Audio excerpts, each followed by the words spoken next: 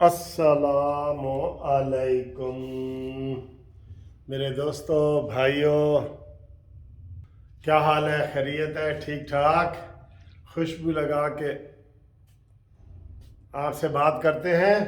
کیا حال ہے؟ خیریت ہے؟ آج 9 اپریل ہے اور آج ہے یوم تھپڑ۔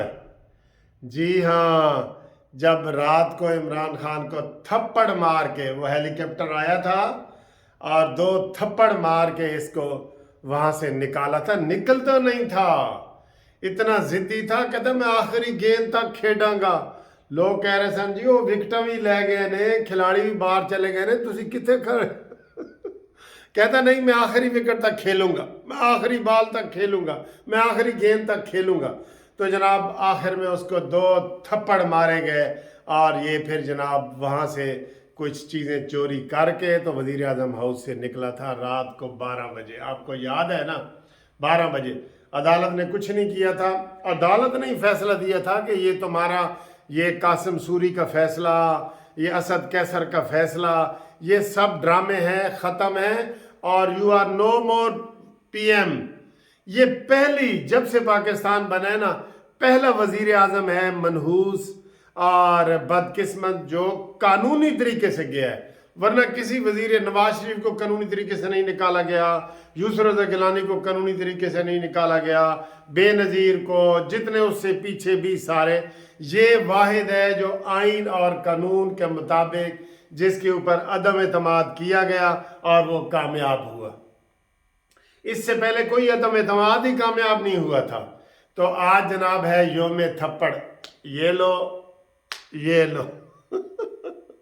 کاش ہمارے پاس کوئی اختیار ہوتا تو آج ہم کہتے کہ آج یوم تھپڑ مناؤ، ہلکی ہلکی تھپڑ ایک دوسرے کو مناؤ، بتاؤ لوگوں کو کہ یہ وہ شخص ہے جس نے 4 سال تک پاکستان کو نیچے نیچے نیچے کرتا گیا اور آج بھی 1 سال کے بعد بھی پاکستان اس کھائی سے نہیں نکل سکا۔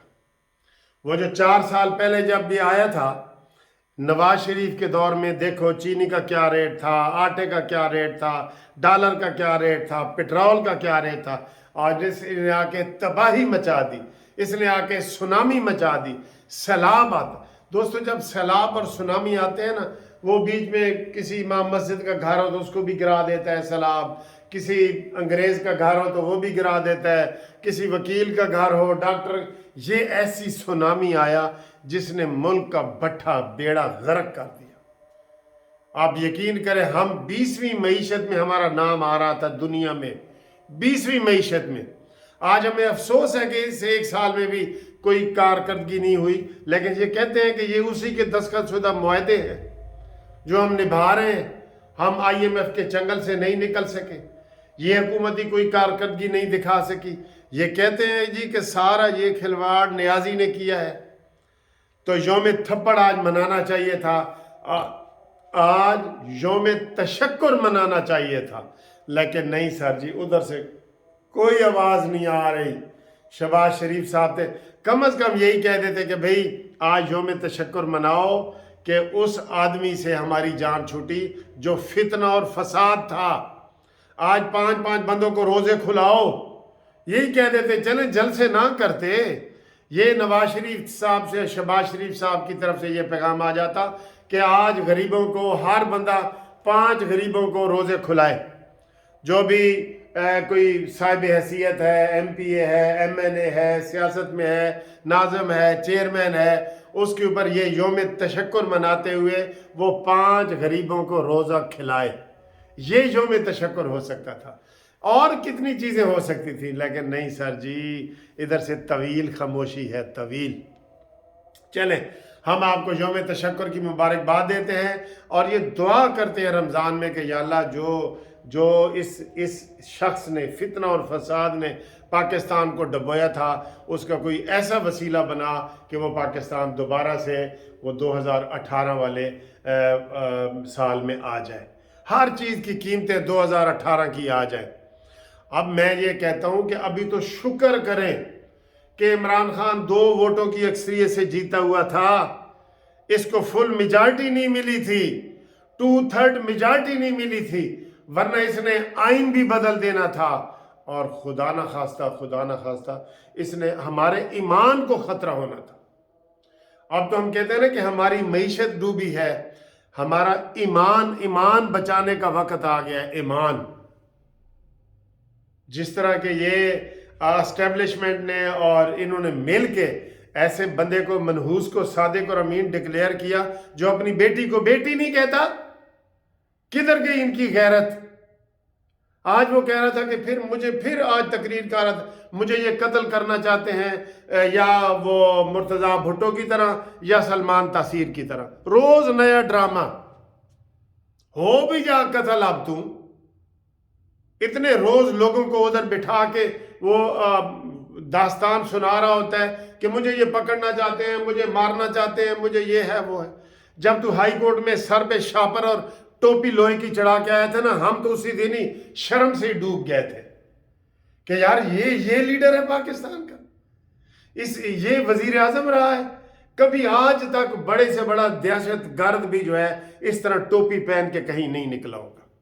نکلا ہے کہیں دیکھا ہے ایسے بلی چوہے کی طرح کہ کہیں مجھے بلی پکڑ نہ لے؟ بچنا پھر بھی نہیں، تو بچنا نہیں ہے گا.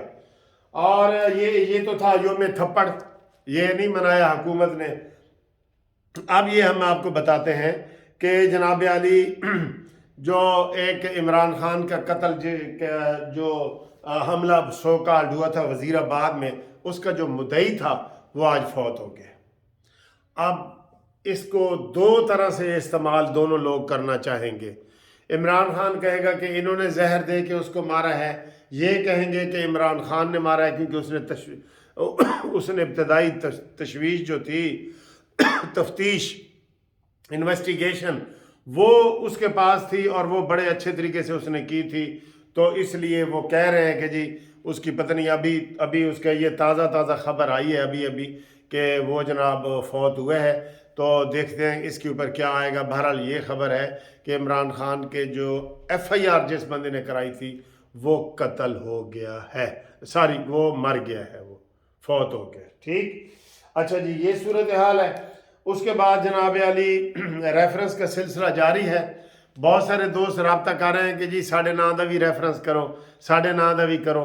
ان کو وہ مجھے جب فون پہ پوچھتے ہیں ان کو میں بتا رہا ہوں تھوڑا جو ابتدائی کاغذات کا خرچہ وغیرہ ہے تو وہ جب بھیج دیں گے تو وہ انشاءاللہ تعالیٰ ان کے نام کا بھی کر دیں گے. ہم وہ ریفرنس تو انشاءاللہ ضرور کریں گے. اور ہمارا یہ نعرہ ہے کہ تواڈا بندیال جا رہا ہے، ساڈا قاضی آ رہا ہے. ٹھیک ہے، ان کو پتہ لگ جائے گا. یہ نعرے وہ جماعت اسلامی نے لگایا تھا نا کہ ظالموں قاضی آ رہا ہے، یہ قاضی اسی طریقے سے آئے گا انشاءاللہ تعالیٰ. وقت سے پہلے یہ اپنا حلف اٹھائے گا. یہ ابھی پورا دباؤ ہے بندیال کے اوپر، خطاب بندیال کے اوپر کہ